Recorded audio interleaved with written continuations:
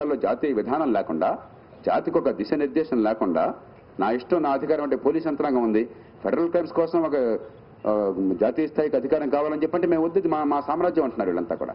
గోండాలను సంరక్షించడమే మా హక్కు, మా రాష్ట్రంలో మా సామ్రాజ్యాన్ని ప్రతి పార్టీ, అధికార పార్టీ, ప్రతిపక్ష పార్టీ కూడా లోక్సత్తా మాటలు చెప్పదు.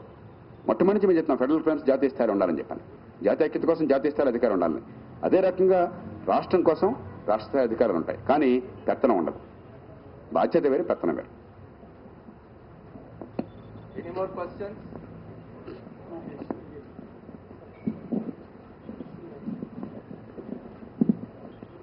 సార్, ఒక 6 months క్రితం వరకు కూడా స్వయంగా ముఖ్యమంత్రి కూడా ఒక 2-3 సందర్భాలలో కోట్ చేసి చెప్పుకున్నాడు. అంటే లోక్సత్తా జయప్రకాష్ నారాయణ చెప్పాడు ఇది, so it will be right లేదా ఇట్స్ రైట్ అని చెప్పాడు.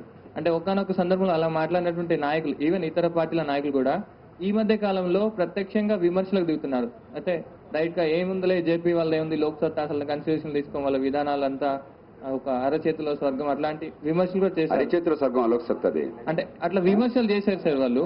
లోక్సత్తా అరచేతిలో స్వర్గం ప్రత్యక్షంగా వాళ్ళు మిమ్మల్ని విమర్శించడం స్టార్ట్ చేశారు ఒక లాస్ట్ 2 months నుంచి. అయితే వాళ్ళ యాటిట్యూడ్ లో మార్పు వచ్చింది. మిమ్మల్ని ఒకప్పుడు ఒక నిపుణుడిగా ట్రీట్ చేసినటువంటి వ్యక్తులు ఈ రోజు మిమ్మల్ని ఒక రాజకీయ ప్రత్యర్థిగా భావించడం స్టార్ట్ అయింది. అయితే దీనిపైన మీ రియాక్షన్ ఏంటంటే మీ పార్టీకి వచ్చిన చాలా మంచి పరిణామం. నమస్కార బాణాలు వేసి గొప్ప విశ్లేషకుడు, గొప్ప నిపుణుడు, గొప్ప మేధావి, గొప్ప నిజాయితీ పరుడని చెప్పంటే మీకు దండలు వస్తాయి, మీకు అవార్డులు వస్తాయి, మీకు రివార్డులు వస్తాయి, మీకు విగ్రహాలు వస్తాయి, కానీ దేశం మారదు.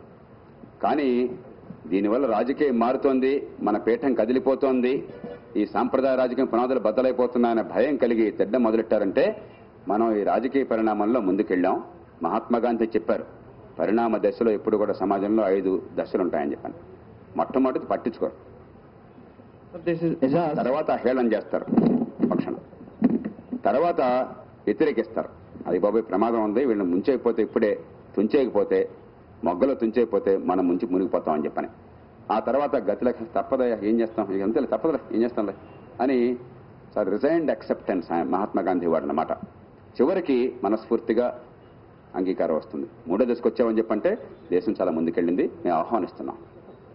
ఏ విమర్శ అయినా సరే సహేతుకైన విమర్శగా స్వీకరిస్తాం, దానికి సమాధానం చెప్తాం. లోక్సత్తా ఇంతవరకు ఏ విమర్శ కూడా సమాధానం చెప్పడం లేదు. మేము విమర్శిస్తే ప్రత్యామ్నాయం చూపెట్టకుండా విమర్శించాలి, కాదని చెప్పానండి. ఏ పార్టీని మంచి చేస్తే ఇది మంచి అని చెప్పాం, తప్పు చేస్తే తప్పు అని చెప్పాం, నిర్ద్వందంగా చెప్పాం. ఏ ఎండగా గొడుగు పట్ల ఏ రోజుకు ఆ రోజు మాటలు మార్చలా. అదే రీతి ఉంటుంది. నిర్హేతుకైన విమర్శ దుష్టబుద్ధితో చేస్తే గౌతమ బుద్ధుడు ఎప్పుడో చెప్పాడు, బహుమానం ఇచ్చారు మీరు నాకు, నేను తీసుకోలేదు, ఎవరు చెప్తుంది? మీకేగా. అనవసరంగా తిట్టారు, మేము తీసుకోలేదు. Sir, this is Ejaz. ఇప్పుడు మీరు చెప్పారు మేము ప్రజలకే సపోర్ట్ చేస్తామని. ఆ ప్రజల పార్టీ ఎవరిది సార్? ఇప్పుడు హంగ్ అసెంబ్లీ వస్తే మా సపోర్ట్ ప్రజలకే అంటున్నారు మీరు, ఆ ప్రజల పార్టీ ఎవరిది? ఇందాక చెప్పాను కదా,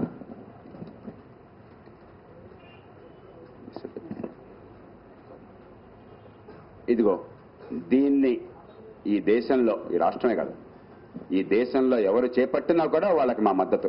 అధికారం మాదైనా, వాళ్ళు ప్రతిపక్షంలో ఉన్నా వాళ్ళు చేపడితే మా మద్దతు. మేము ప్రతిపక్షంలో ఉన్నా అధికారంలో వాళ్ళు చేపడితే మా మద్దతు. మేమేదో కొన్ని పంచాయతీల్లో రాజకీయంలాగా మా ప్రత్యర్థి ఉంటే ఏ మంచి జరగకూడదని కోరేవాళ్ళం కాదు. ప్రతిరోజు దేశానికి జరిగే నష్టం అపారమైనటువంటిది. వేలాది మంది బిడ్డల భవిష్యత్తు కుంగిపోతున్నది. ఈ మాటలు నేను ఊరికే చెప్పాలి, హాస్యంగా చెప్పాలి. ప్రతి క్షణం ఆలస్యం. ఇవాళ ఉదయం నాతో శైలజ అని చెప్పిన ఒక ఆమె ప్రచారం చేస్తోంది. నా దగ్గర నుంచి కళ్ళనీళ్ళు పెట్టుకుంది. అక్కడికి వెళితే ఆ వేదన భరించలేకపోతున్నానండి, ఇంత బాధ ఏమిటిది, ఎందుకట్లా తయారు చేసిన సమాజానికి కళ్ళనీళ్ళు పెట్టుకుంది ఆవిడ. ఆమెకేమి వ్యక్తిగతంగా నష్టం లేదు. ఆ కన్నీళ్లు కార్చే హృదయం లేకపోతే, వేల మంది ప్రతిరోజు నష్టపోతున్నారన్న స్పృహ లేకపోతే రాజకీయానికి అనర్హులం మనం. దీని ఒక రాక్షస రాజకీయంగా మార్చేశాం. గుండె బండబారిపోయింది. జనం భవిష్యత్తును గురించి ఆలోచన పొరపాటును కూడా లేకుండా పోయింది. కాబట్టి లోక్సత్తా పోరాటం దీన్ని అమలు చేయడం కోసం. అందుకే ఇది ఎన్నికల ముందు ఆదరాబాదరాగా వచ్చిన మేనిఫెస్టో కాదు. ఒక రకంగా ఈ జాతి మొత్తానికి ఇది మేనిఫెస్టో, ఈ రాజ్యాంగం అమలుకి ఇది మేనిఫెస్టో, ఆచరణ సాధ్యమైన మేనిఫెస్టో. సార్, నా పేరు యశోద, ఆంధ్రప్రభ రిపోర్టర్. సార్, స్వేచ్ఛ కోసం జరిగిన పోరాటం సఫలం కావడానికి 200 సంవత్సరాలు పట్టింది. మరి సమానత్వం కోసం చేస్తున్న లోక్సత్తా పార్టీ సఫలం కావడానికి ఎంతకాలం పడుతుంది? ఇంకో 2 ఏళ్లలో అయిపోతుంది. ఎందుకంటే ఆనాడు ఓ భగత్ సింగ్ ఉరికమెక్కాల్సి వచ్చింది. ఎందుకంటే మన హక్కులు లేవు, స్వేచ్ఛ లేదు, పరాయి పాలన. ఆనాడు ఒక అల్లూరి సీతారామరాజు తుపాకీ తోటాలు ఎదుర్కోవాల్సి వచ్చింది, తుపాకీ కూడా బలి కావాల్సి వచ్చింది. ఆనాడు ఓ సుభాష్ చంద్రబోస్ తుపాకీ పట్టాల్సి వచ్చింది.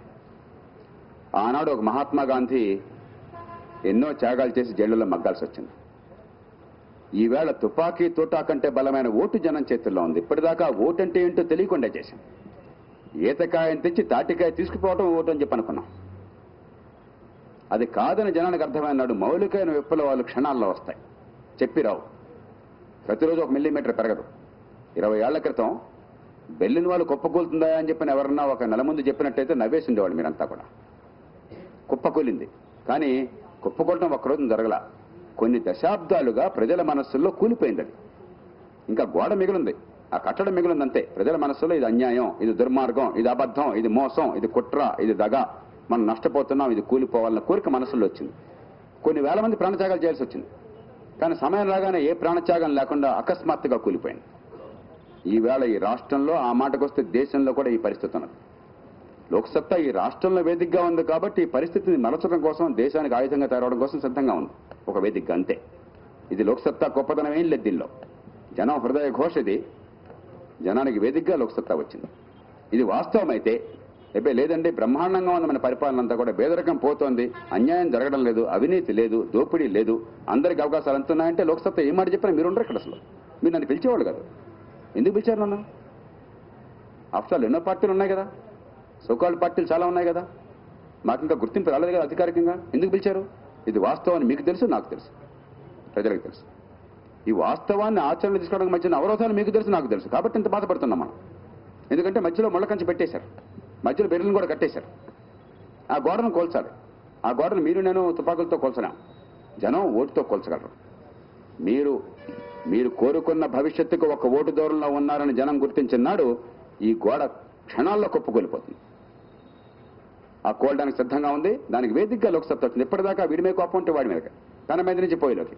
ఇప్పుడు అలా కాదు, తన మీద నుంచి పోయేందుకోకర్లా, కేవలం ఆటగాళ్ల మాటతో తృప్తిపడక్కర్లా.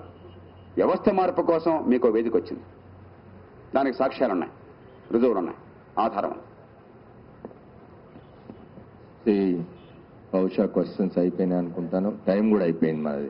ఒక్క నిమిషం నేను ముగింపు ఒక్క చెప్పండి ప్లీజ్.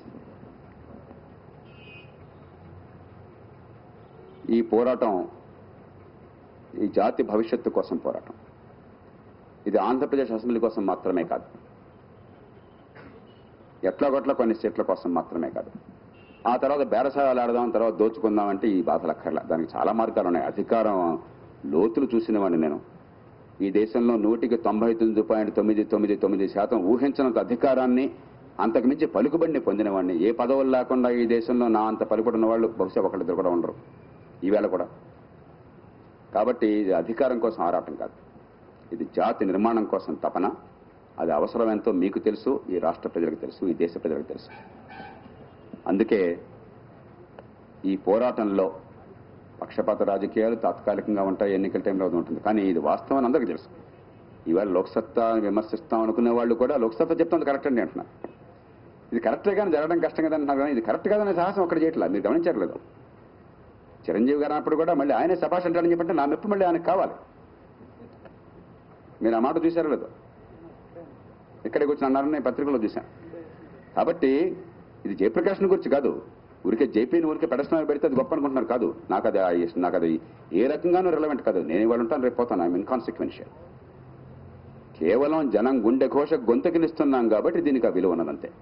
సమస్య జనం గుండె ఘోష, సమస్య జాతి అవసరం. అందుకనే పాత్రికేయులుగానే కాకుండా మిమ్మల్ని పౌరులుగా స్పందించమని కోరుకుంటున్నాను. అందుకనే మీ ఓటుని ధర్మం కోసం, నిజాయితీ కోసం, జనం నెగ్గడం కోసం, మీరు నెగ్గడం కోసం వేస్తారని, వేయాలని కోరుతున్నాను. మీరు వేయండి. 100 మందికి చెప్పండి. మీ కుటుంబాల్లో ఎవరు కొట్టేస్తున్నారో నాకు తెలుసు, మీరు చెప్పరు, వారు చెప్తారంత తేడా. 100 మందికి చెప్పండి, ఓటు వేయండి, వేయించండి, దేశాన్ని మార్చడంలో భాగస్వాములు కండి. ప్రతి ఒక్కళ్ళకి ఈ ఒక్క ఓటు దూరంలో ఉన్నాం, అలసత్వం లేకుండా ఈసారి ఓటు వేయండి అన్న విషయం తెలియాలి. హైదరాబాద్ నగరంలో 4 లక్షల మంది ఓటర్లుగా చేరడానికి ముందుకు వచ్చారు. దేశ చరిత్ర తొలిసారిగా. దానికి కూడా మళ్ళీ లోక్సత్తాయే కారణం ప్రధానంగా. ఓటర్ల జాబితా పోస్ట్ ఆఫీస్ ద్వారా చేయడానికి 9 ఏళ్ల ఉద్యమం తర్వాత సాధించింది మళ్ళీ లోక్సత్తానే. ఎన్నో విజయాలు సాధించిన కారణంగానే ఈ మార్పులు